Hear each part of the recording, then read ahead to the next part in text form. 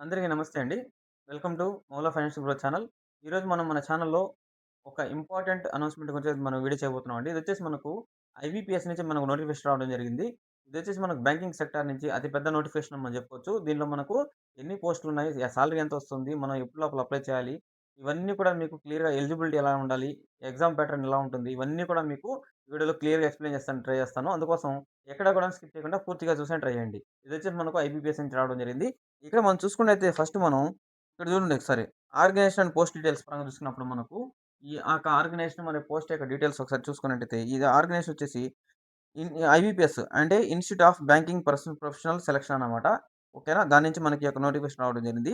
ఈ యొక్క post name పరంగా చూసుకున్నప్పుడు కస్టమర్ సర్వీస్ అసోసియేట్ అంటే సీఎస్ఏ అనేటువంటి పోస్ట్ అనేది మనకు రిలీజ్ చేయడం జరిగిందన్నమాట. దీంట్లో వచ్చేసి మనకు టోటల్‌గా 11,403 వేకెన్సీస్ అనేటువంటివి మనకు రిలీజ్ చేయడం జరిగింది. ఓకేనా?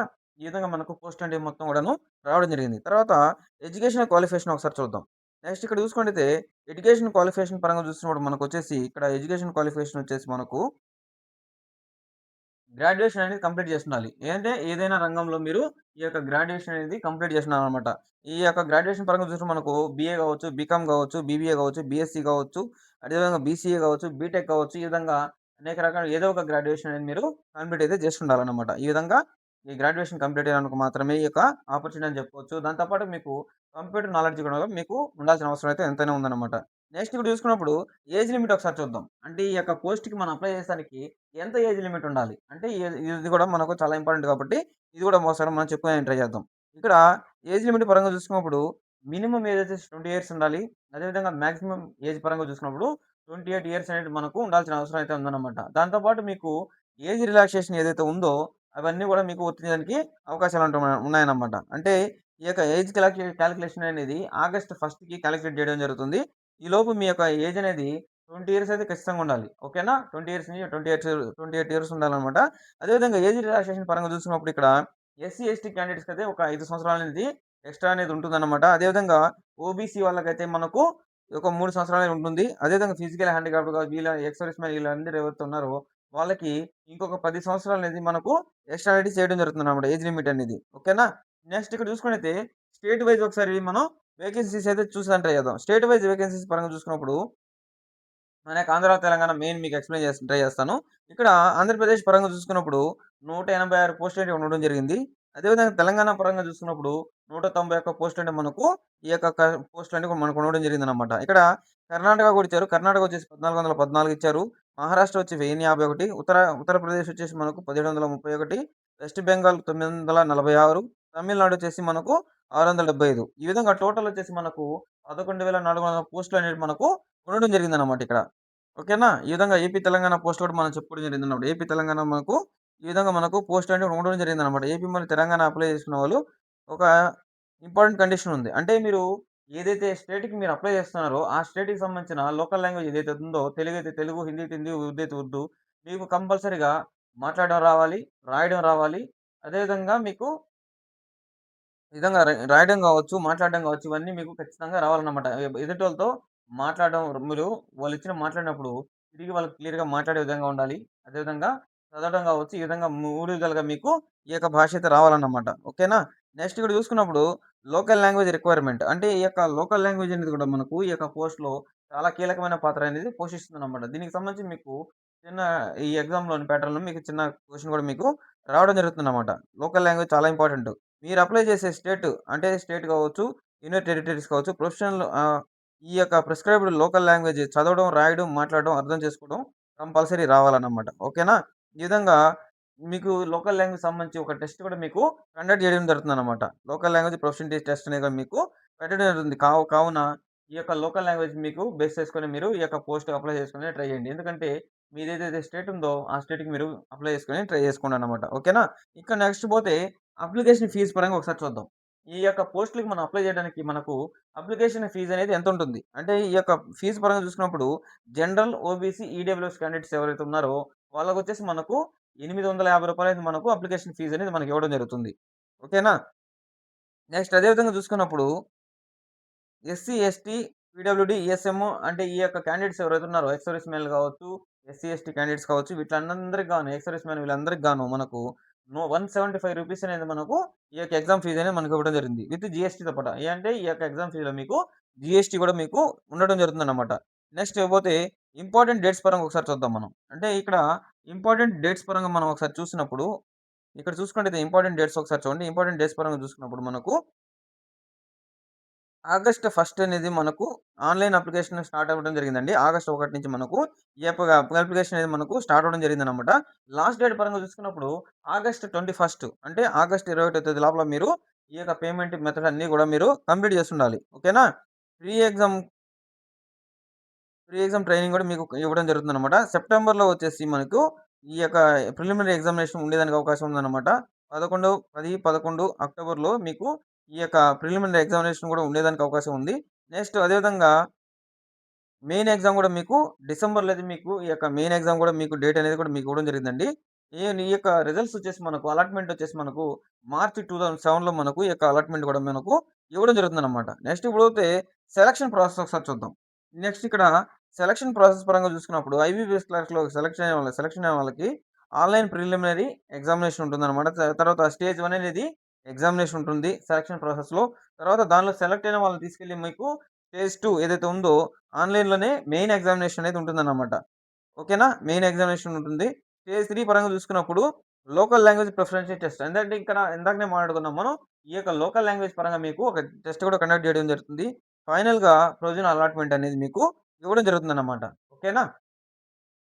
ప్రిలిమినరీ ఎగ్జామినేషన్ ప్యాటర్న్ ఒకసారి చూద్దాం. అంటే ఈ ప్రిలిమినరీ ఎగ్జామినేషన్ ప్యాటర్న్ మనకి ఏ విధంగా ఉందనేది ఒకసారి చూద్దాం మనం.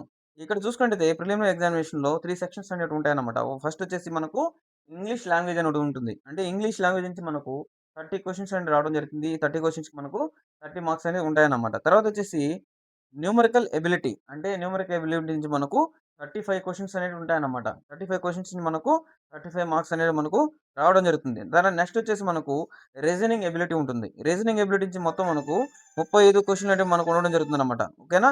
ఈ విధంగా మొత్తం కూడా మనకు 100 క్వెషన్స్ 100 మార్క్స్ అనేవి మనకు ఈ యొక్క ఎగ్జామ్ అనేది మనకు జరగడం జరుగుతుంది. ఈ యొక్క 100 క్వెషన్‌లకి మనకు టైమ్ లిమిట్ వచ్చేసి మనకు ఓన్లీ 60 మినిట్స్ మాత్రమే. అంటే ఓన్లీ 1 అవర్‌లో మీకు 100 క్వెషన్‌లకి మీరు ఆన్సర్ చేయాల్సిన పరిస్థితి ఉంటుందన్నమాట. ఓకేనా? దానికోసం మనం ఏ రేంజ్‌లో ప్రిపేర్ అవ్వాలో మీరే ఒకసారి ఆలోచించండి. నెక్స్ట్ ఇక్కడ చూసుకున్నప్పుడు మెయిన్ ఎగ్జామినేషన్ ఒకసారి చూద్దాం. అంటే ఈ యొక్క మెయిన్ ఎగ్జామినేషన్ ప్యాటర్న్ కూడా మీకు ఒకసారి చెప్పేదాన్ని చూస్తాను. అంటే ఈ యొక్క మెయిన్ ఎగ్జామినేషన్‌లో జనరల్ అండ్ ఫైనాన్షియల్ అవేర్‌నెస్ ఉంటుందన్నమాట. జనరల్ అండ్ ఫైనాన్షియల్ అవేర్‌నెస్ అనేది దాని మీద మీకు క్వెషన్స్ అనేవి రావడం జరుగుతుంది.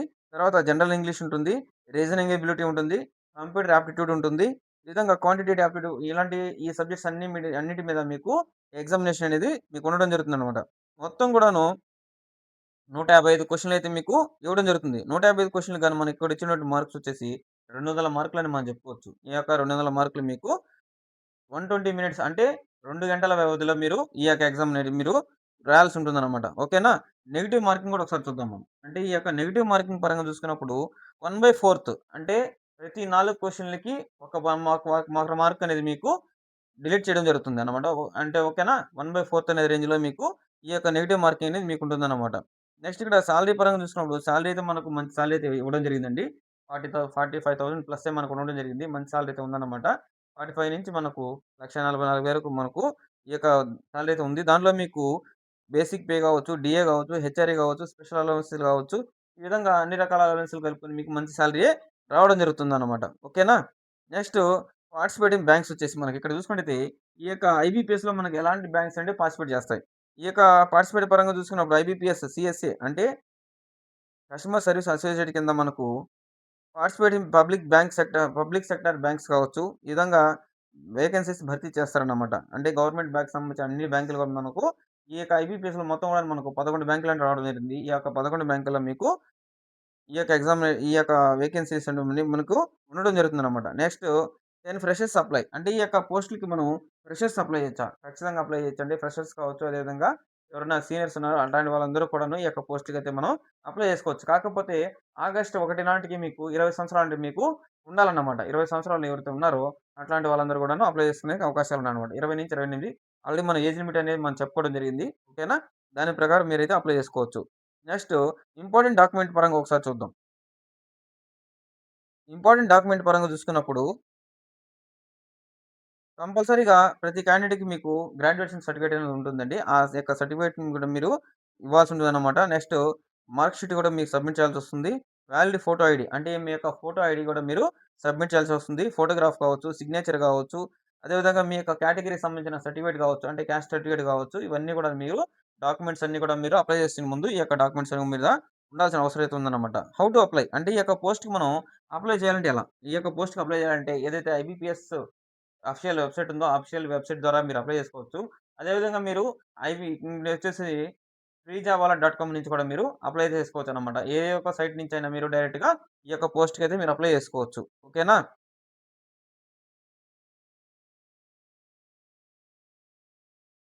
నెక్స్ట్ ఇక్కడ చూసుకున్నప్పుడు వెరీ ఇంపార్టెంట్ స్టేట్ ప్రిఫరెన్స్. అంటే స్టేట్ ప్రిఫరెన్స్ అనేది చాలా ఇంపార్టెంట్ అండి.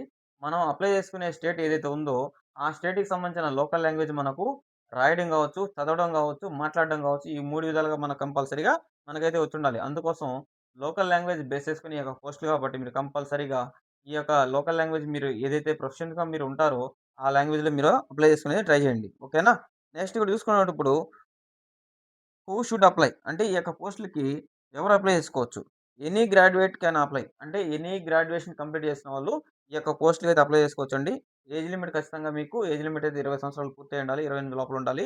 అదేవిధంగా ఏజ్ రిలాక్సేషన్ ఉంటుందన్నమాట. కంప్యూటర్ లిటరసీ అంటే మీకు కంప్యూటర్ నాలెడ్జ్ కూడా ఉండాలన్నమాట. ఈ యొక్క పోస్ట్‌కి అప్లై చేసేదానికి కంప్యూటర్ నాలెడ్జ్ ఉండాలి. అదేవిధంగా లోకల్ లాంగ్వేజ్ ప్రిఫరెన్స్ ఎక్కువగా ఉంది కాబట్టి, ఈ యొక్క లోకల్ లాంగ్వేజ్ కూడా మీకు రాయడం కావచ్చు, చదవడం కావచ్చు, మాట్లాడడం కావచ్చు, ఇందాక మీకు వచ్చుండాలి. అట్లాంటి వాళ్ళు ఎవరైనా సరే ఈ యొక్క పోస్ట్‌లకైతే అప్లై చేసుకోవచ్చు.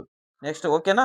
నెక్స్ట్ ఇక్కడ చూసుకుంటే ఇది ఇంపార్టెంట్ ఇక్కడ కన్‌క్లూజన్ పరంగా చూసుకున్నప్పుడు ఎవరైతే ఇంట్రెస్ట్ ఉన్నారో ఈ యొక్క బ్యాంకింగ్ సెక్టార్‌లో జాబ్ కోసం అప్లై చేసుకునేవి ఎవరైతే ఎదురు చూస్తున్నారో అట్లాంటి వాళ్ళందరూ కూడాను ఏజ్ ఉండి మీ యొక్క గ్రాడ్యుయేషన్ కంప్లీట్ అయ్యుంటే అట్లాంటి వాళ్ళందరూ కూడాను ఈ యొక్క పోస్ట్ అప్లై చేసుకొని ట్రై చేయండి. ఎందుకంటే ఇదొక మంచి వేకెన్సీలని మనం చెప్పుకోవచ్చండి.